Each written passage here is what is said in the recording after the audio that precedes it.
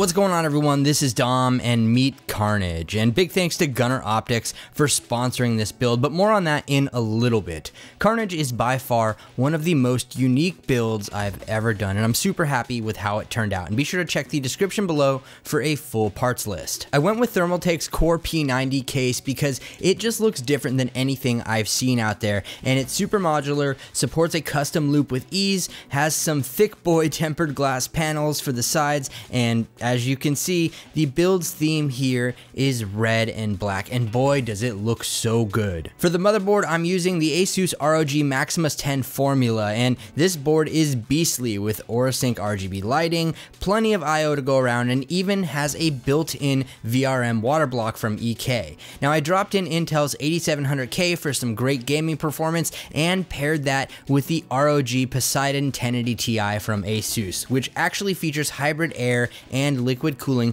thanks to a built-in water block. For RAM, I went with 32 gigabytes of Team T-Force Nighthawk RGB running at 3000 megahertz, and I'm using a 1 terabyte Samsung 970 EVO NVMe M.2 drive for the operating system and games. And powering the entire show is Thermaltake's iRGB Plus 1200 watt platinum power supply. I'm obviously running a custom loop here, and I'm doing it all with fittings, literally. There are zero bends in any of the tubes. I'm just using 90 and 45 degree fittings, all from Thermaltake, including the PR22-D5 pump and res combo, the Pacific RL 360mm plus RGB radiator, 3 Riing 12 RGB fans, and most all of the RGB here is actually AuraSync compatible using the TT Sync module from Thermaltake, and I think it all looks pretty awesome.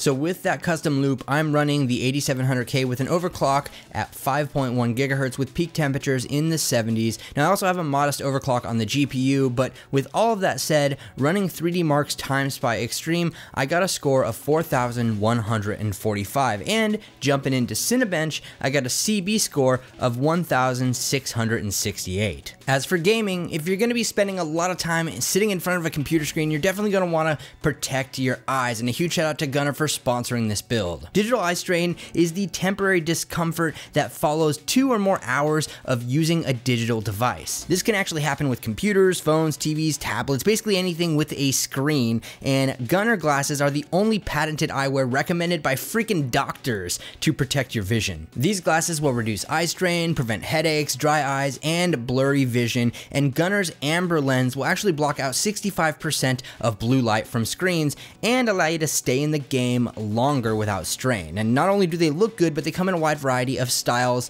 so be sure to click the link in the description to check out Gunner glasses for yourself. So jumping into those gaming benchmarks, this PC performs similarly to other 8700K and 1080 Ti builds that I've done in the past, and games like Rise of the Tomb Raider running at highest settings at a 4K resolution got frame rates around 55 frames per second, while Call of Duty Infinite Warfare at the same settings and resolution was around 75 frames per second. Overall though, not too shabby. Of course, this PC is not only efficient at gaming, but can also tackle productivity tasks like 4K video editing, and I'm super happy with the look and feel of this build. But I want to know your thoughts. Be sure to drop me a comment below. Let me know what you think. Leave this video a thumbs up for more insane builds like this in the future, and subscribe to the channel. And thank you so much for watching, everyone. This is Dom, and I'll catch you in the next video.